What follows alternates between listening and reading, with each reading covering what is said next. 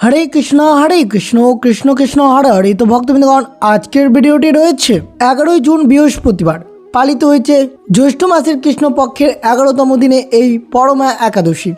যে সকল কৃষ্ণ ভক্তরা এই একাদশী ব্রতটি পালন করে রয়েছেন তাদের জন্য এই দিনটি বিশেষ রয়েছে, কারণ স্বয়ং ভগবান এই একাদশীর সম্পর্কে বিস্তারিত যা বলা রয়েছে এই ভিডিওটি স্বয়ং ভগবান হয়তো আপনাদের জন্য নির্দিষ্ট করে রেখেছেন।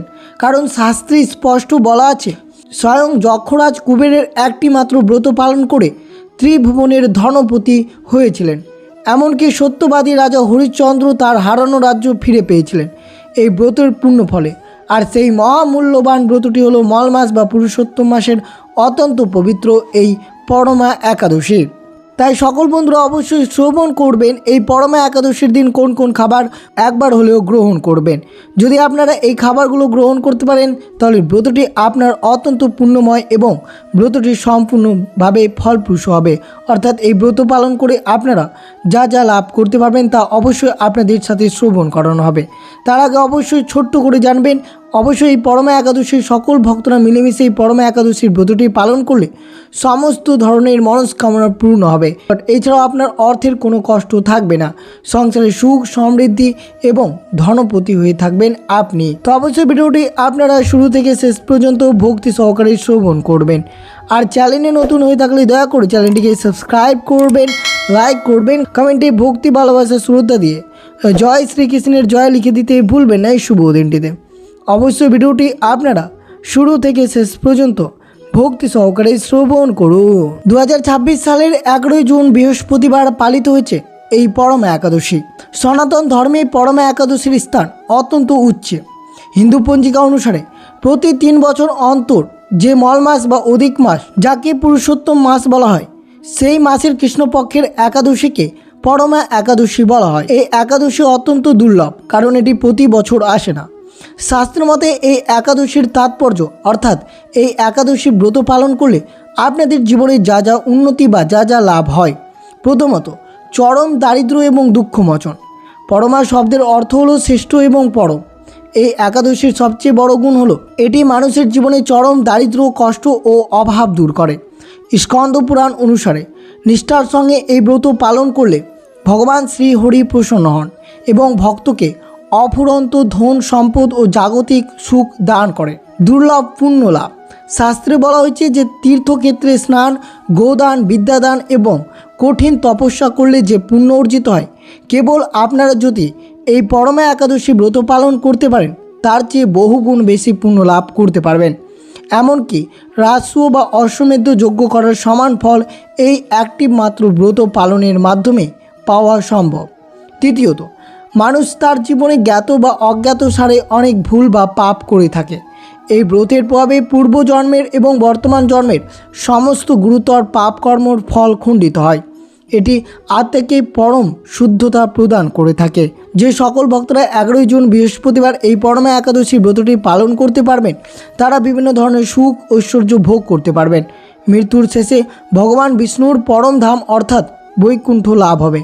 এই ব্রত জন্ম মৃত্যুর চক্র থেকে মুক্তি বা মোক্ষ প্রদান সহায়ক। তাই বিশেষ করে যে সকল ভক্তরা 11 জুন বৃহস্পতিবার মল মাস বা পুরুষোত্তম মাসের কৃষ্ণপক্ষের এই পরমা একাদশী ব্রতটি পালন করতে পারবে তার বহু গুণ বৃদ্ধি পাবেন। অর্থাৎ এই পরমা একাদশীর এই বিশেষ মাসের অন্তর্গত হওয়ায় এই দিনে শ্রীহরির আরাধনা করলে তার বিশেষ কৃপা অত্যন্ত দ্রুত লাভ করা সম্ভব হবে। পরমা একাদশী হলো ভক্তি, সমর্পণ এবং আত্মার শুদ্ধির এক অপূর্ব সুযোগ। পূর্ণ ভক্তি ও শুদ্ধ চিত্তে ভগবান শ্রী বিষ্ণুর স্মরণ করে এই ব্রত করলে জীবনের সমস্ত সংকট এবং জীবনের প্রশান্তি নেমে আসে। তাই অবশ্যই সকল কৃষ্ণ ভক্তরা অবশ্যই 11 জুন বৃহস্পতিবার আপনারা এই পরমা একাদশীর ব্রতটি অবশ্যই পালন করুন। অবশ্যই আপনারা সকল ভক্তরা 11 জুন বৃহস্পতিবার এই পরমা একাদশীর ব্রতটি ভক্তিনিষ্ঠ সহকারে অবশ্যই পালন করুন। আর অবশ্যই শ্রবণ করবেন এই পরমা একাদশী চলমান আপনারা কোন কোন খাবার গ্রহণ করবেন। এই খাবারগুলো গ্রহণ করলেন আপনার ব্রতটি সুসম্পন্ন হবে, ব্রতটি কিছুতেই নষ্ট হবে না।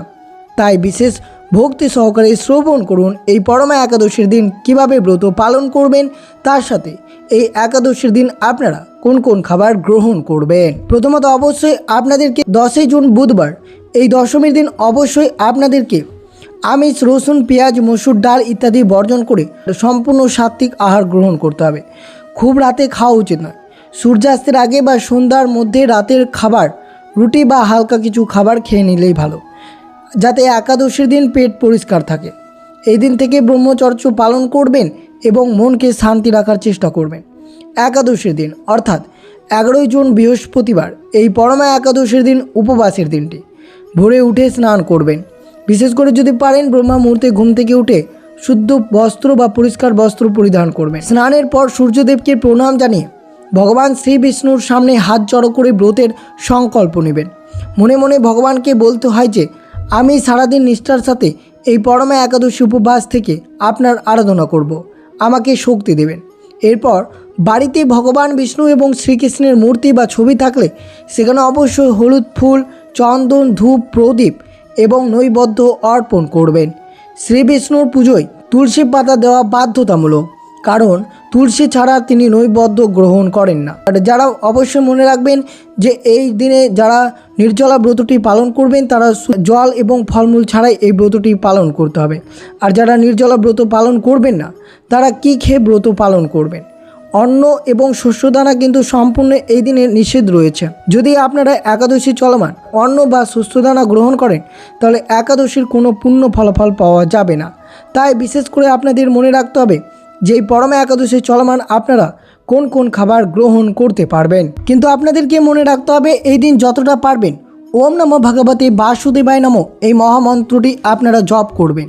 দিনটি আপনার শুভ যাবে এবং পরমা একাদশীর ব্রতটি সুসম্পন্ন লাভ করতে পারবেন। তো বিশেষ করে অবশ্যই সকল ভক্তরা শ্রবণ করবেন এই পরমা একাদশী উপবাস চলাকালীন আপনারা কোন কোন খাবার গ্রহণ করতে পারবেন। এই খাবারগুলো গ্রহণ করলে আপনার ব্রতটি সুসম্পন্ন হবে, অর্থাৎ কিছুতেই ব্রতটি নষ্ট হবে না। তো বিশেষ করে শ্রবণ করবেন। অবশ্যই শ্রবণ করুন এই পরমা একাদশীর ব্রত পালনের সময় আপনি যেগুলো জিনিস খেতে পারবেন।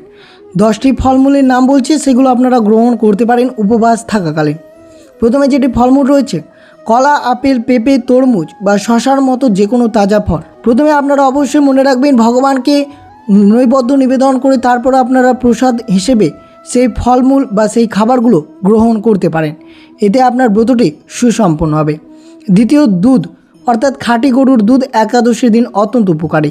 তৃতীয়, ঘরে পাতা টক দই বা মিষ্টি দই গ্রহণ করতে পারেন।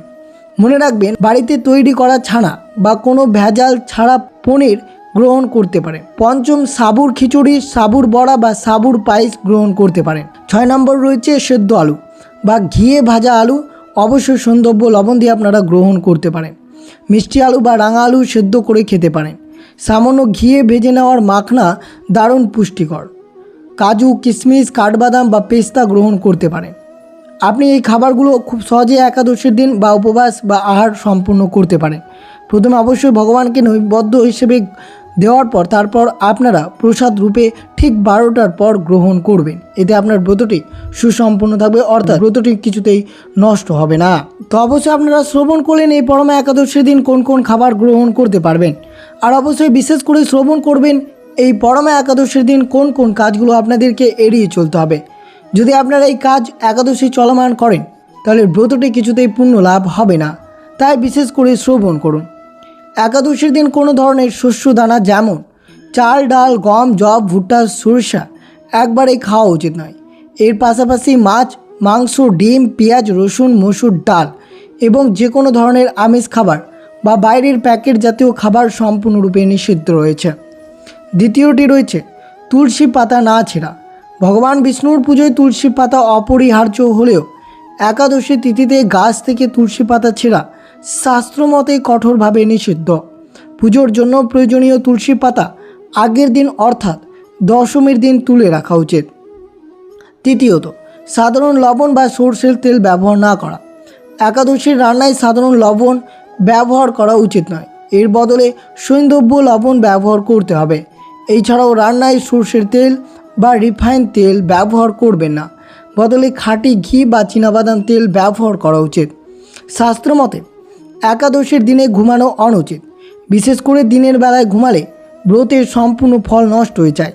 ব্রতের দিন শরীর ও মনকে সজাগ রেখে ভগবানের নাম জপকরণ করা উচিত। পঞ্চম, ক্ষৌর কর্ম প্রসাদন নিষেধ। এই পবিত্র দিনে দাড়ি বা নখ কাটা সম্পূর্ণরূপে নিষিদ্ধ রয়েছে। পাশাপাশি গায়ে সাবান, শ্যাম্পু, তেল মাখা এই দিন এড়িয়ে চলা উচিত বলে শাস্ত্রে উল্লেখ রয়েছে। উপবাস কেবল পেটের নয়, মনেরও। এই দিন কারুর প্রতি রাগ করা, ঝগড়া বিবাদ করা, মিথ্যা কথা বলা বা অন্যের নিন্দা বা সমালোচনা করা মহাপাপ বলে গণ্য করা হয়েছে। মনকে সর্বদা শান্ত বা পবিত্র রাখতে হবে। 7 নম্বরে রয়েছে একাদশীর দিন পূর্ণ ব্রহ্মচর্য পালন করা বাধ্যতামূলক। দশমীর রাত থেকে শুরু করে দ্বাদশীর দিন ব্রত ভঙ্গ করা পর্যন্ত এই নিয়ম কঠোরভাবে আপনাদেরকে মেনে চলতে হবে। 8 নম্বর যেটি রয়েছে, একাদশীর দিন কাঁসার থালা বা পাত্রে কোনো খাবার গ্রহণ করা শাস্ত্রের বিরুদ্ধে রয়েছে। এর বদলে কলা পাতা, শাল পাতা বা অন্য কোনো সাধারণ পাত্র ব্যবহার করা ভালো। বিশেষ করে মনে রাখবেন, এই একাদশী চলমান আপনারা কিছুতেই এই কাজগুলো করবেন না। আর অবশ্যই শ্রবণ করানো হলো যে এই একাদশী চলমান আপনারা কোন কোন খাবার গ্রহণ করবেন। তো সব কিছু আপনাদের সাথে বিস্তারিতভাবে আলোচনা করা হলো। তো এই ছিল ভিডিওটি ভালো লাগলো অবশ্যই চ্যানেলটিকে সাবস্ক্রাইব করবেন, লাইক করবেন, কমেন্টে ভক্তি, ভালোবাসা, শ্রদ্ধা দিয়ে জয় শ্রীকৃষ্ণের জয় লিখে দিতে ভুলবেন না। এবং ভিডিওটি আপনার আত্মীয় ভক্ত বা বন্ধুদের সাথে অবশ্যই শেয়ার করবেন। সুস্থ থাকবেন, সতর্ক থাকবেন। জয় শ্রীকৃষ্ণ। রাধে রাধে।